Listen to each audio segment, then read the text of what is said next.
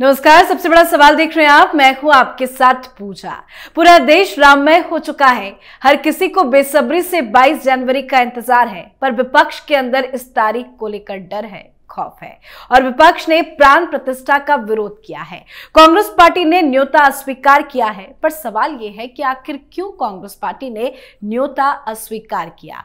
और इस सवाल का जवाब मिन्हाज मर्चेंट ने अपने कॉलम के जरिए दिया है। उनका कहना है कि सोनिया गांधी तो अयोध्या जाने की इच्छुक थी। उनके सलाहकारों ने कहा था कि जरूर रामलला के दर्शन करना चाहिए, लेकिन राहुल गांधी ने उन्हें निमंत्रण ठुकराने के लिए कहा।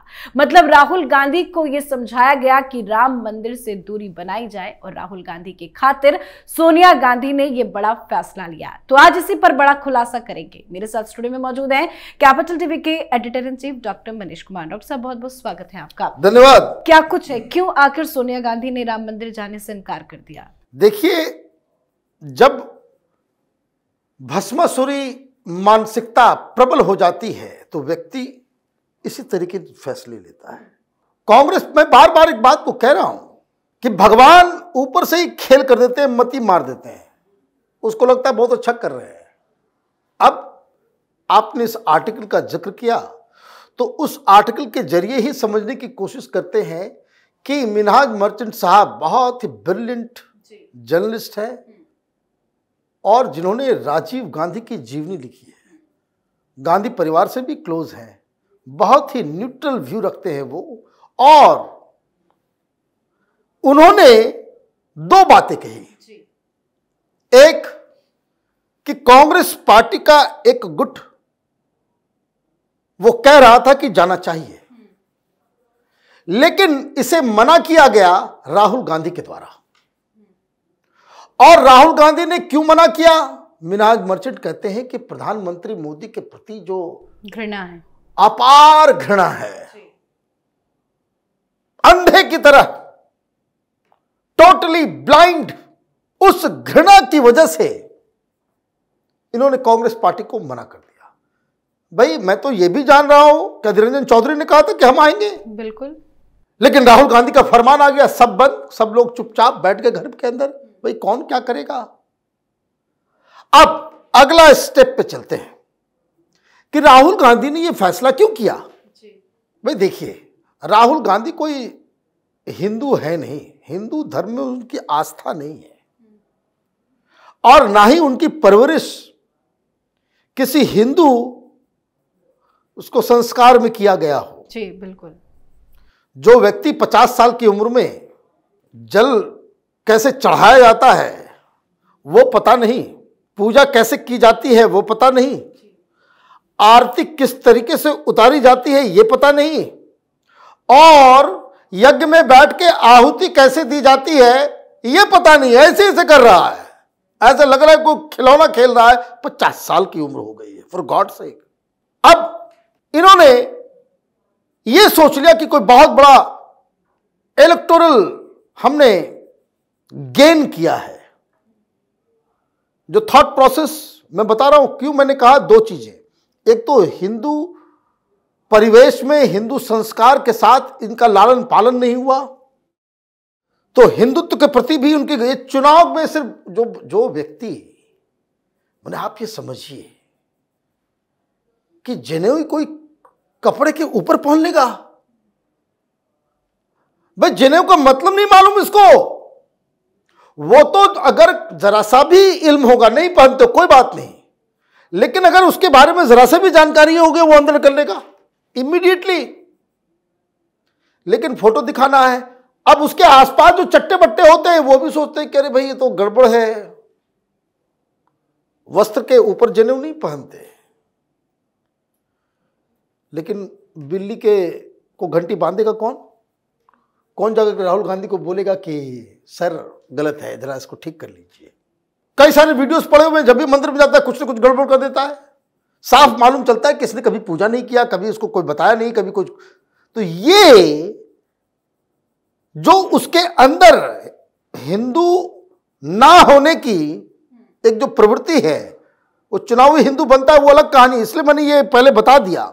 अब इसके चट्टे बट्टों ने समझाया कि देखिए इलेक्टोरल मास्टर स्ट्रोक है ये। कारण ये लोग तो रामलला कर ही रहे हैं जी। अगर हमने वहां जाकर इस प्राण प्रतिष्ठा में कांग्रेस पार्टी से सोनिया गांधी खड़गे या ये लोग चले जाते हैं तो ये लगेगा कि हमने समर्थन किया। अब देखिए कहां कहां क्या क्या चल रहा है। हमने समर्थन किया तो मुसलमान नाराज हो जाएंगे, तो ऑब्वियस सी बात है कि नहीं जाओगे तो हिंदू नाराज हो जाएगा। कहां मिसरीड किया इन्होंने? मिसरीड ये हो गया, इनको ये समझ में नहीं आ रहा था कि माहौल ऐसा बन जाएगा, उन्होंने इसको राजनीतिक कार्यक्रम बना दिया। इसको राजनीतिक, तुमने ये सोच लिया कोई राजनीतिक कार्यक्रम है, लेकिन ये तो राजनीतिक नहीं, ये एक राष्ट्रीय पर्व बन गया है। तुम्हारी घृणा ने तुमको अंधा कर दिया, एक राष्ट्रीय पर्व को तुमने राजनीतिक कार्यक्रम समझ लिया। तो ये एक, अब दूसरा दलील इसमें जो उनके पास जो बताया गया वो ये कि देखिए अगर हम चले भी गए तो ये जो हार्डकोर हिंदू वोटर्स है वो कितना देगा नहीं देगा नहीं मालूम, लेकिन मुसलमान वोट नहीं करेंगे, बस फैसला हो गया। अब तुम लाख जाते रहो जी, कहीं कहीं मंदिर में सिर जा नवाते रहे हैं रहो, इन दिनों अलग अलग मंदिरों का जाते रहे, कहीं भी आप जाते रहो, मिस्टेक तो हो गया। जी। खबर है कि राहुल गांधी 22 तारीख को कामाख्या टेम्पल जाएंगे। घुसने नहीं देना चाहिए। किस अधिकार से जाएंगे वहां? वो किस अधिकार से जाएंगे? वो तो हिंदू हृदय इतना विराट और इतना उसको कह सकते हैं कि इंक्लूसिव है कि ऐसे ऐसे लोगों को हर जगह घुसने दिया जाता है। दूसरे धर्म में होते तो घुसने बिरादरी से बाहर कर दिया गया होता, कोई खड़ा करके जो है वो कह दिया होता कि भाई ये हम इनका धर्म निकाला है। ये लोग हिंदू जीवन जो जीता नहीं मंदिर में, उसका क्या काम?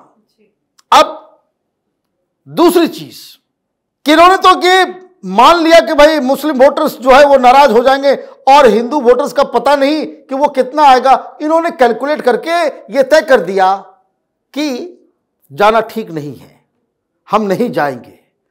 लेकिन इस फैसले के 2-3 दिन के बाद जब रिएक्शंस आने लग गए, जिस तरीके से माहौल बन रहा है, राष्ट्रीय पर्व का जो मिसरीड किया, तो जिन लोगों ने जो सोनिया गांधी के जो सलाहकार मंडली है उन लोगों को लगा तो मिस्टेक हो गया।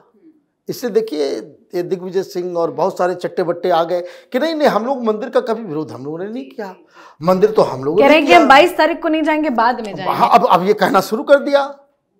अरे गजब कहानी है। एग्जाम जो है 22 तारीख को है, 24 को जाकर के एग्जाम दोगे तो फेल ही हो गए, फिर तो कोई नंबर मिलेगा? 0। तो ये कांग्रेस पार्टी जो है आ बैल मुझे मार, भस्मासुर वाला जो है प्रवृत्ति जो है। लेकिन जाते जाते एक और बात मैं बता दूं, कल खबर आई कलकत्ता से। कलकत्ता में फिर कुछ लोगों ने कहा था कि भाई हम वहां पे 22 तारीख को पूजा पाठ करेंगे, परमिशन मांगी थी और अगले दिन 23 तारीख है, 23 तारीख को सुभाष बाबू की भी जयंती है तो उसका भी हम लोग करना चाहते हैं। कलकत्ता पुलिस ने साफ कह दिया ये पब्लिक प्लेस है, यहां पे पूजा पाठ अलाउ नहीं, मना कर दिया गया। इस जॉइंट कमिश्नर ये कलकत्ता पुलिस, इससे पूछा जाएगा जब कलकत्ता के सड़कों के ऊपर जो है गायों को काटा जाता है, जब वहां पे सड़कों के ऊपर नमाज पढ़ी जाती है, तब क्या वो इस तरह की चीजें लिखने या जो लोग बिना परमिशन के करते हैं उसको हटाने की हिम्मत कर पाएगा? ये जो मैंने बात कही कि हिंदुओं को प्रताड़ित करके जो लोग खेल खेल रहे हैं, जब हाथ से सत्ता जाएगी, सड़क पे ये लोग नजर आएंगे, फिर वापस कुछ नहीं होने वाला। तो उन अधिकारियों को भी वहां के लोगों को ध्यान में रखना चाहिए, कौन पुलिस वाला, कौन आईएएस, कौन अधिकारी इस एंटी डेमोक्रेटिक और हिंदुओं को प्रताड़ित करने वाले इस पूरे प्रपंच में जो शामिल थे। क्योंकि ये तो ज्यादा दिन तक चलेगा नहीं। ममता बनर्जी कि राजनीति आखिरी पड़ाव पे है।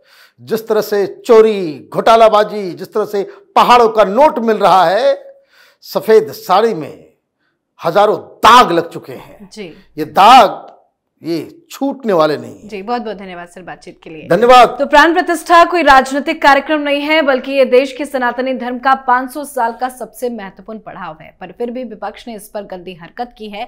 कांग्रेस का कहना है कि उसने राम मंदिर के उद्घाटन के लिए अयोध्या जाने का न्योता इसलिए ठुकराया क्योंकि ये लोकसभा चुनाव से पहले चुनावी लाभ हासिल करने के लिए बीजेपी आरएसएस का कार्यक्रम है। पर निमंत्रण ठुकराने की असली वजह क्या है वो अब सामने आ ही चुकी है। इस पर आप अपनी राय कमेंट कर लिखें। देखते रहिए कैपिटल टीवी। नमस्कार।